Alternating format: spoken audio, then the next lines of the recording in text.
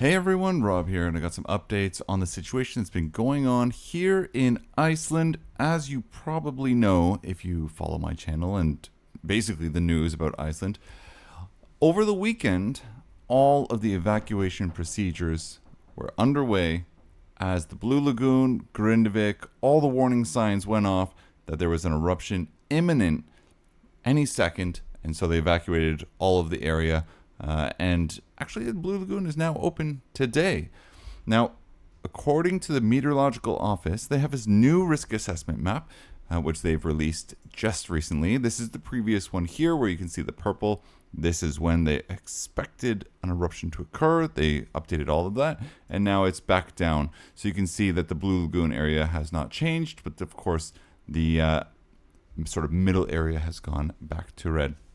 Now, the Meteorological Office, they say the volume of magma underneath Svartsengi continues to increase, which could end up with a new magma flow or even an eruption, and that the eruption can start very short notice, even less than 30 minutes. Now, the eruption is most likely to occur in the area between Stora Skogafell and Hagafell, and if we take a look here, it is in this red area in which they're talking about. So this top corner of the red, Stora Skogafell here, and then down in Hagafell in the area down here. So that's the area that they're expecting it to all sort of occur.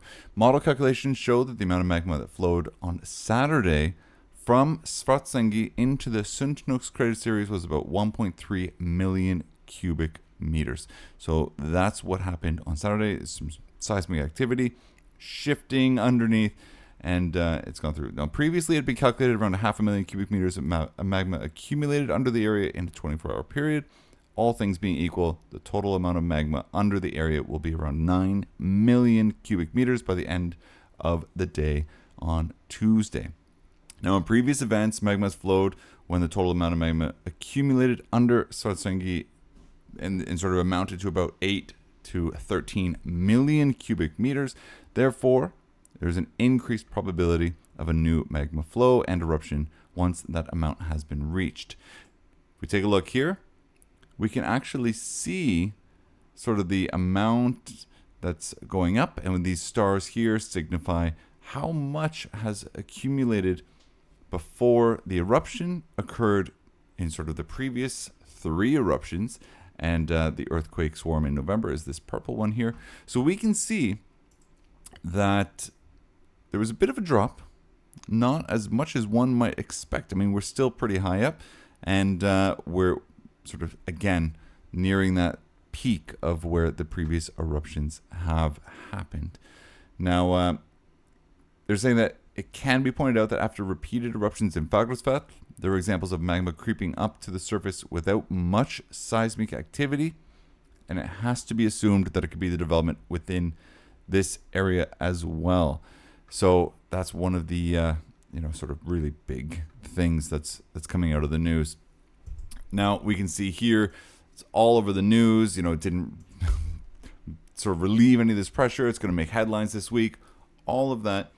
But let's take a look at the seismic activity. We can see on Saturday we had this sort of big grouping of seismic activity in the area of the Reykjanes Peninsula, and then there was sort of a little bit of it on Sunday. Monday we're getting a little bit as well. So there is still unrest in the area. Now, according to Benedict Olfersson, that's geophysicist at the Icelandic Meteorological Office, he's saying that it's likely to erupt and make headlines again in the Reykjanes Peninsula this week.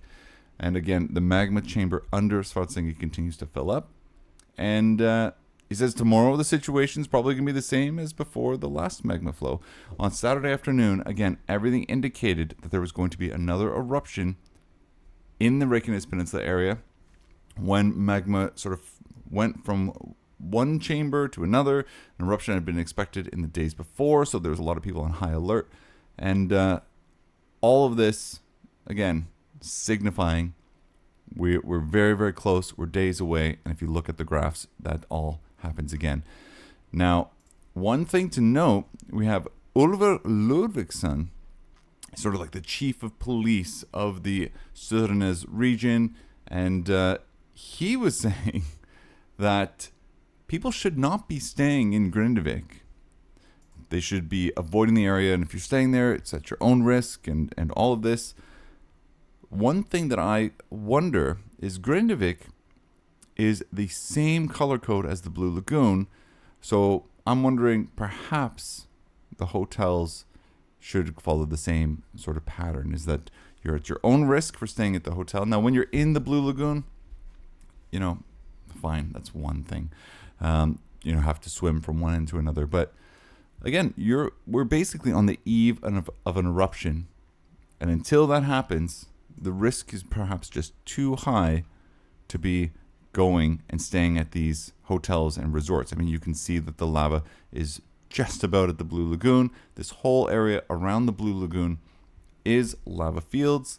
And although they don't expect an eruption to occur underneath the Blue Lagoon, it is right next door. Now, I know a lot of people are saying it's 3 kilometers away. It's a huge distance, but in my mind, 3 kilometers isn't that much. I mean, if we take a look where they expect it to occur versus Grindavik versus the Blue Lagoon, it's all kind of in the same area. If Grindavik's too dangerous, I would argue that the Blue Lagoon is also too dangerous. But there we are. Didn't relieve any pressure. It's likely to make headlines this week. And of course, March 4th, the Blue Lagoon is now open again.